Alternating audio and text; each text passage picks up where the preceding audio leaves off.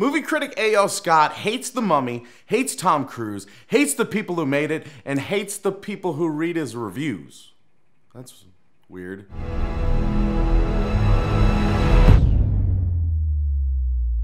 If it's your first time here, make sure you hit that subscribe button and the little notification bell right next to it. Now let's see what this critic had to say. You've no doubt been told that if you can't say something nice, you shouldn't say anything at all. If I followed that rule, I'd be unemployed. Or you could just review a movie. You don't always have to say something bad all the time. You know, give an actual conscientious review that lets people know if they should go see it, not just being a dick. But then we wouldn't be able to make a show, so follow your rules. But still, there's no great joy in accentuating the negative, so I will say this in favor of The Mummy. It is 110 minutes long. That is about 20 minutes shorter than Pirates of the Caribbean Dead Men Tell No Tales, about which I had some unkind things to say a couple of weeks ago. So it's shorter? Is that a Tom Cruise joke? Is that a Tom Cruise height joke? Because if it is, it was pretty good. Pretty good. Simple math will tell you how much better this movie is than that one. It will? 20 minutes better. Wait, how? So that doesn't seem simple. That seems like percentages. That seems like what most people would need to use a calculator for. If you have no choice but to see it, a circumstance I have trouble imagining, you can start in on your drinking that much sooner. You have 20 extra minutes to drink after the movie? So it's not, you don't have to be drunk for the movie to be good. The movie will drive you to drink? Is that what you're saying? That's what The Mummy will make you alcoholic? That's a weird review. All right, let's run with it. The Mummy begins with a supposed Egyptian proverb to the effect that we never really die. We assume new forms and keep right on living. I'm not an Egyptologist, but it seems just as likely that those words were lifted from a movie studio strategy memo. Or maybe like every religion, like all of them. I don't even know what to say. I'm just doing stuff with my hands because this is dumb. It's like if they used like, do unto others as they would have done unto you. And you're like, where'd you pull that from? A boardroom meeting? Don't kill people. Huh, where'd that? Oh, that came from the higher ups. Technically it came from the higher ups, like whatever god you believe in, if you believe in one. The Mummy is the first of a slew. A swarm? A pestilence? That hurt a little. I don't know if it was like my spleen. I don't know what part of my body made me turn and do that, but that nonsense hurt a little, actually.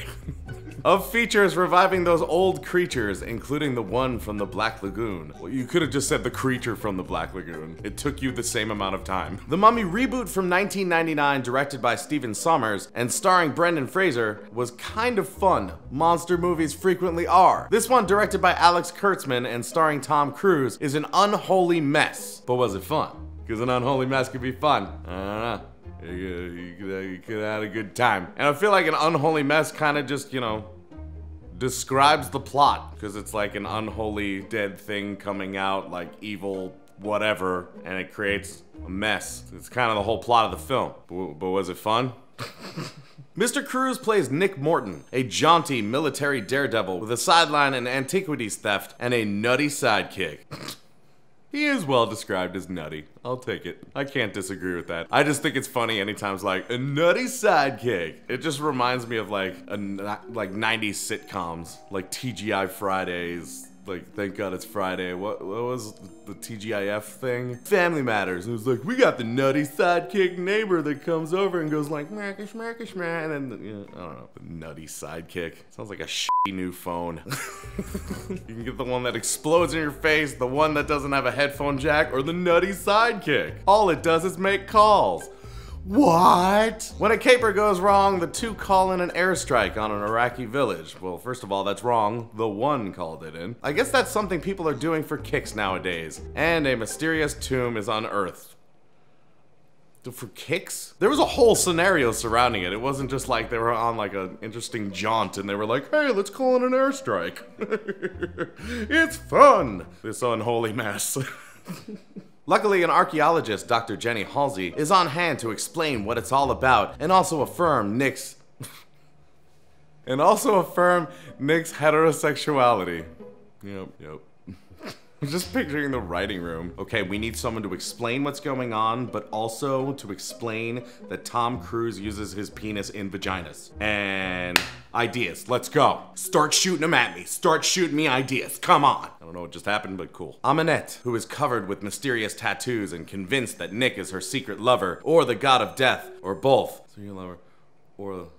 Did you watch this? It's not or both. Convinced she's right. He's not the god of death yet, and we don't know if he's gonna become that. She wants to make him that. So not both. One of them, and then maybe eventually the other one. Did you what?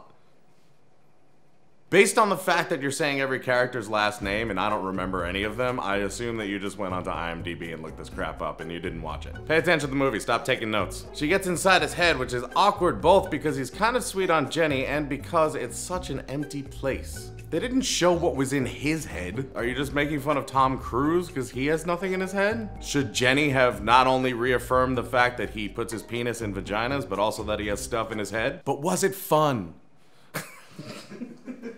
Mr. Crow plays another fixture in the Dark Universe, a label that strikes me as a bit of an exaggeration. Well, we're seeing the start of the universe, so we don't even know if it's an exaggeration. What if they make like 100 movies? It's the universe. What if they're all really dark? I don't know. We know nothing about it yet. It's like having a 7-course meal and assessing the situation based on the water that was brought out before it started. It's like, yeah, this meal sucks. You didn't eat it. My waitress is a bitch. Dim universe would be more accurate, with respect both to the murky, ugly images. Wait, dim? Like, you're saying another word for dark? I understand that, like, dim can be not that dark, but like, it's just another word for dark. And you said with respect to murky, ugly images, which implies what they are implying by dark. No? Yes? Was it fun? And to the intellectual capabilities of the script, written and conceived by a bunch of people who are capable of better. Ah, so you use dim to insult the writers. Got it. Right. There's chasing and fighting, punctuated by bouts of breathless explaining and a few one-liners that an archaeologist of the future might tentatively decode as jokes. I don't know. It's just, it's really annoying. It's really annoying. I just hate that critics always have to like make their review bad like puns and play on words and double entendres like about the movie. Like, oh, one day archaeologists will find these jokes and they'll be jokes. When you could have just been like, I didn't find it funny or whatever. You had to be all damn creative, quote unquote. There is a vague notion that Nick is struggling with dueling impulses toward good and evil, acting out his version of the Jekyll-Hyde predicament. A more interesting movie might have involved a similar struggle with Ahmanet, but a more interesting movie was not on anybody's mind. Actually, that wouldn't have made any sense. How many characters are gonna have this same conflict going on? Like, that would make like the main characters of the movie all the same. And that's just the Expendables.